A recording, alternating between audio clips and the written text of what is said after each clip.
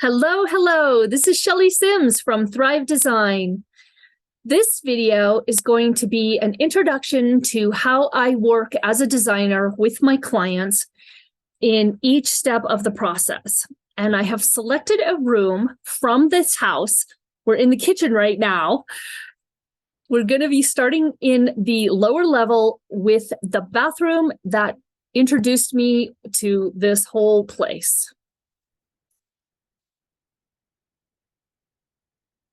I first was introduced to this client via the Yellow Pages. Yes, this was a long time ago in 2005 or 2006 when I was just starting out my own interior design business. And this bathroom was the culprit that we needed help. It had been sitting like this for about 6 months. The property management team was being responsible to do something about it, and for some reason they hadn't been able to get it done. So she called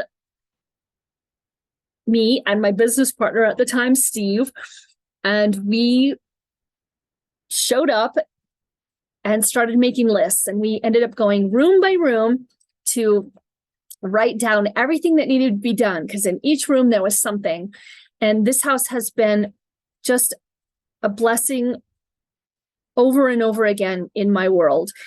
I've gotten to work on it 5 different times, every room at least something, and a couple rooms twice. And this is why this spa room is such a good version of that, because I'm going to end up showing you the second version of the remodel. So we ended up putting a new vanity in, redoing the shower, tiling the entire floor, doing specialty faux finishes on the walls, made it a brand new, beautiful mirror out of antler horns, specified to the size that we needed for that space. So this was all custom made to my specifications. And it just turned out so beautifully. I just love it. Even to this day, years and years later.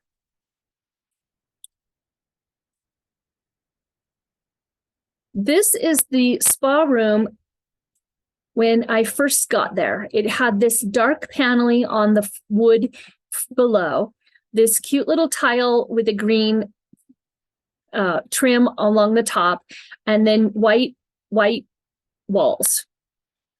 So we kept the floor at this time. We changed out the hot tub cover. We cleaned up a little bit of this area, moved a couple of furniture pieces around. We ended up painting the lower wainscoting of the wood, changed out that tile, and then did a very cool faux finish at the top.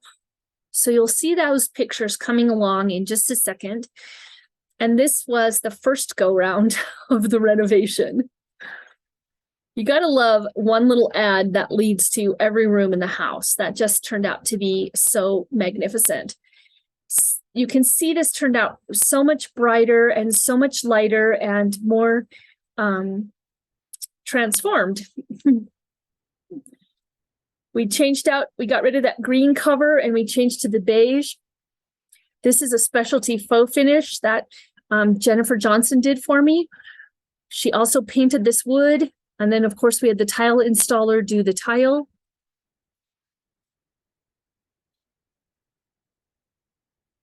It worked out really beautifully. So years later, the client called me and said that they wanted to move the tub so that it was higher on the floor. They needed to make it a little easier to get in and out of, and they didn't want to have to go down onto the floor to do it. So we moved the tub out and up. We actually bought a new tub because that tub had all sorts of issues with it. We opened up these doors, these walls, and they wanted to have more space going out into the patio area. So my normal process is to show up at the first appointment and just take as many notes as I can of what the client is telling me. What they want, what they're looking for, what descriptive words they're using to describe it. I'm listening for I'm listening for adjectives. I'm listening for what they like, what they don't like, what's working, what's not working. I'm also listening to my own intuition and my own guides inside myself for what other suggestions I could add in and what I'm imagining would be nice in the space. So it all starts with just a bunch of chicken scratch on a piece of paper notes after meeting with the client. I'll at the same time take measurements of the room and take photographs. So this is me taking photographs of the remodel of that floor that we had done in the vanity space. And I'm wanting to remember, oh yeah, what colors did I have on the tile? And what do I want to do? And how do I want to do it? And I'm already thinking right while I'm there in that first initial meeting. The initial meeting doesn't usually take even an hour, depending on the scope of the project. Once I get back home or back to my office, my home office, I usually will put all of my notes into a spreadsheet. And this spreadsheet wouldn't even have the pricing on here yet. It would just have by the room, in this case, hot tub room or spa or jacuzzi room, and then all of the different things that I know I need to look for. I need to look for lighting. I need to look for flooring. I need to look for a new hot tub, a hot tub cover, windows, wall treatment, window treatments. How am I going to heat the space? I'm going through all of the details from my notes that I just wrote by hand, and I'm putting that into my spreadsheet. I will add in the dimensions over here. Oh, I'm looking for a piece of furniture that's 18 by 23 or whatever it might be, or a rug that's this size, a piece of art, something like that. And then that goes into my spreadsheet, and that's when I start looking for the details to offer to the client. Now, also, at that point of that initial meeting, I usually can get a good idea of what the design costs will be. The way that I do it is I charge by the hour for the design costs. And then once we move over with an approved proposal and we move into the implementation, the management, we change to a percentage fee-based charging, not by the hour. So it's an hourly and then a percentage. Here you can see in that Excel spreadsheet, I'll have a page where I put all the dimensions of the walls so that I'm starting to figure out how many square feet do I need for the tile. This could be happening also for the flooring. Just depends on what it is that I need for that space. So upon that initial meeting, I would expect to leave with some sort of retainer deposit based on the scope of work. So in this case, the design fee was $3,000 for designing one room, and I would have requested a $2,000 retainer. And that's once we know what we're doing and we've met, and you decide, okay, I like her. She's going to be doing a great job for me. I feel confident in what she's getting what I have to say.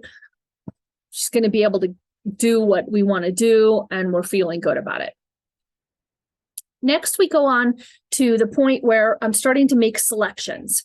Now, this is not for the job with this bathroom. This is actually for a kitchen that I'm just currently working on. But this is a Word document, and I just call it my suggestions document. As I'm picking out selections and making suggestions for each of the different items, I'll put this into a Word document. And the first version of it will have 2 faucets, a couple sinks, some different types of hardware, maybe another 2 sinks, faucets for the bathroom. It'll have, I don't always put the colors of the decisions for the tiles and the countertops in the Word document until we make the selections, because I actually like to have the actual sample in my hand, just looking on at a screen to look at what it looks like in the coloring of any of it, of the paints, of the tile, of the countertops, of the flooring.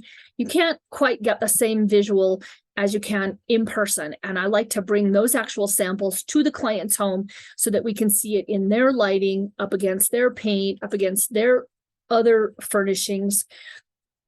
But eventually I will narrow it down, and along with the proposal, with all of the exact detailing of the pricing that I can get, I'll give them this Word document, which is an example of everything that they're looking to purchase. And that way they can remember, oh yeah, what was that sink faucet like that we picked? Because sometimes you look at it and you forget. It's easy to do. The next part of the process is to gather all of the as-built drawings, especially when we have to go into permitting or even just communicating with a contractor. We need to show what the floor plan is currently and what it looks like when it's done. In this case, we did have the original plans to work with. I like having that to start with, but then I also need to double check the measurements, because homes are not always built exactly as the plan says it should be. There are different things that happen on site that can cause measurements to be different, or even renovations might cause things to be different. So I start with the plans. I'll usually put this into SketchUp and make my as-built numbers and my new numbers. So this is an example of what it looks like as an as-built. It's where the original tub was, where the door is, where the deck is, where the windows were. And this I would normally annotate with the dimensions before turning it into the permitting division of planning and zoning. And then our second one will be what our new version will be. So I might include the elevation, especially for them to see where in the property it is. This all will go into my packet to turn into the zoning department or planning department for permitting purposes. So I will again annotate this with all the dimensions, showing them what's new and different. They had rules and regulations that had the lighting had to be waterproof. We're doing new sliding doors that are going to be taking up this whole space on both of these corner walls, with the exception of leaving the post here. We did have to get a structural engineer because we were messing with so much of the walls here that we had to, that door's going to be gone, that window's going to be gone, and that's going to become a big three-way sliding door. This is a good example of something that happens along the way. How are we going to extend the deck? In the original version of this home, the deck just comes right along from this post over to this corner. Are we going to have you walk out and have more room here? Or, as you'll see in the next photo, are we just doing steps down to the grass? That was one of the things that we did have to do according to the zoning department, planning department. We had to figure out how we were dealing with the opening here. So again, this is the structure that we were dealing with, that we had to get the structural engineer to sign off on. And then it gets to be the super fun part where I get to start selecting the finishes. Now, this is a sample of the tile for the flooring that I wanted to pick. And I liked it specifically because it combined a number of things. It had some of the darker colors in it. It had some of the lighter colors. And it had some of the yellowy color that is in the checkerboard trim. Well, as you can see, even in the backsplash of the upstairs, it's tying it in. It's tying it into this existing floor. We're keeping the floor up above here. This will be the new floor that replaces that yellowy floor. And we're keeping all this other stuff. So I want to make sure through these photos, I'm using this to demonstrate with the client this is what that floor looks like all down and across the whole room. There's also an example here in a cool wine cellar. How freaking awesome is that floor? So that helps me communicate to the client what it's going to look like. The more visual representations I can show, the better off we both are, because nobody has to guess what it's going to look like because we can see on the photographs. And then I'd like to take a lot of photos, even of the backs of my samples, so I know that I'm ordering the right color. This one is a good example of what that floor is going to look like with the split face tile on the wall. We're going to do the entire wall, all 4 walls, in this cool split face tile.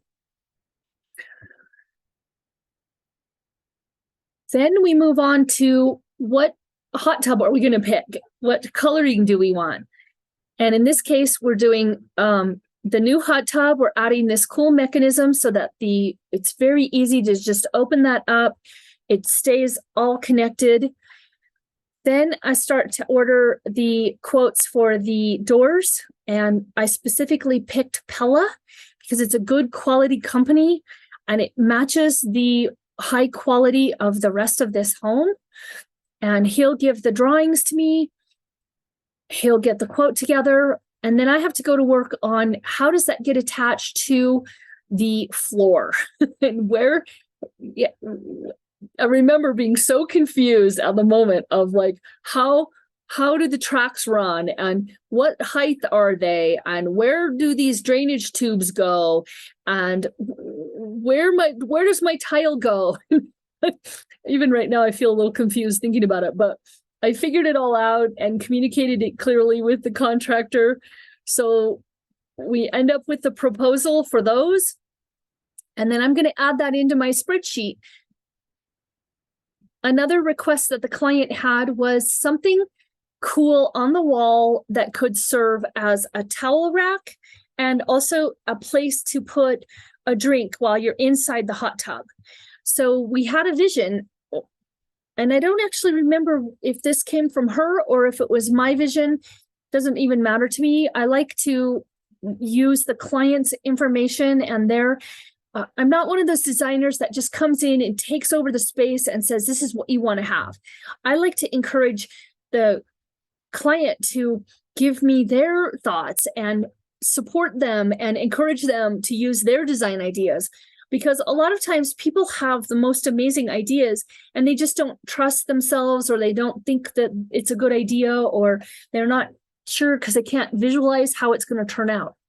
So this was part of my creative inspiration to gather some images to say, this is what I'm thinking. A cute little shelf with a live edge, and we boxed it in so we could put the towels underneath it. And these are just examples of hiding here because the bracket, you can't see the bracket, you can't see any support. Nicely finished. I didn't want it super rough. I wanted it more polished in its even though it was a live edge. And then we were going to put a bracket on the backside. This is a little hard to see because it's fuzzy, but we put a bracket so that it would be hidden. And then these are my elevation sketches to show what this would look like. We'll put some steps in at the front of the tub. Then you've got your tub. At one point, we're going to put the TV on the wall above this shelf with the towels. We ended up moving it in the end. And so I just do a lot of different sketches like this to zoom around and look. I like to use SketchUp. It's a very simple plan software program, and it can be and go as complicated as you want, but I'm not a big old drafts person. I just am able to make the sketches that I need to communicate the design ideas.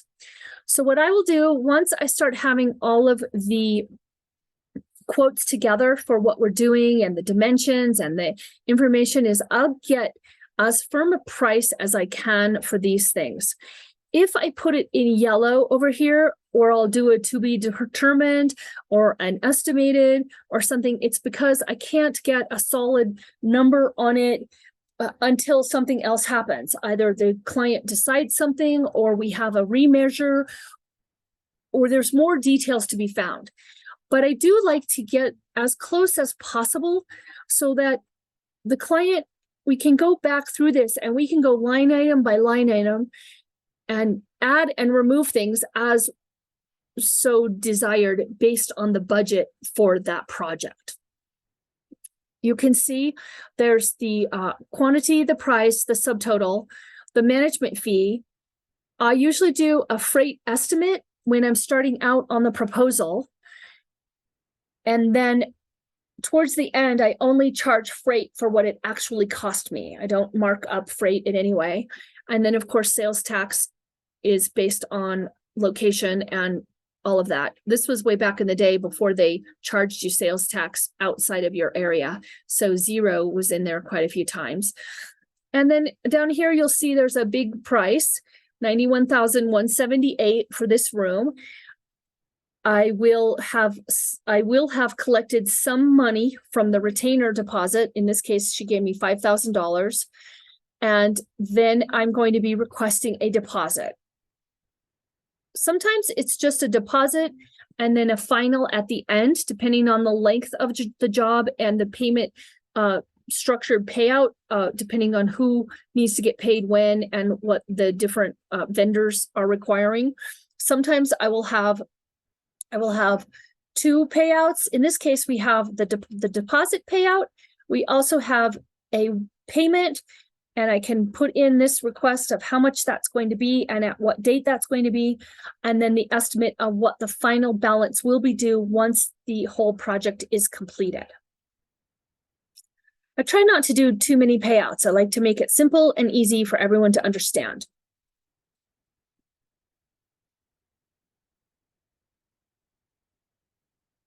This was just a quick example of when we were changing it to be stairs and not the actual deck continuing on. Another image of that, similar or same. So some of this changes along the way. Here's our sign off by the engineer. That goes on with the permitting information. I can create a color board if this is needed for the client for any purposes, if it's a hospitality type situation. This is actually a color board for the bathroom upstairs of the master bedroom of this same house. And it's nice to have those if you are working in tandem with partners or siblings, or you want to put this on display at your lobby for your apartment building or your complex or your hotel rooms. It's nice to have these types of things available. Or you can also see that I've done that Word document, which is just as valuable for the client to have to see what their decisions are. Once the construction starts to happen, it's really fun because you get to see all the different elements. This is the wall getting torn apart. That's the wall in the back corner.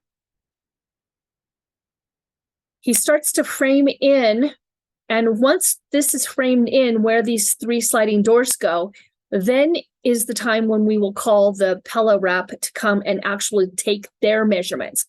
One of my most fun times ever is when there's heavy machinery and equipment involved. And this was when the day comes that the hot tub is getting delivered.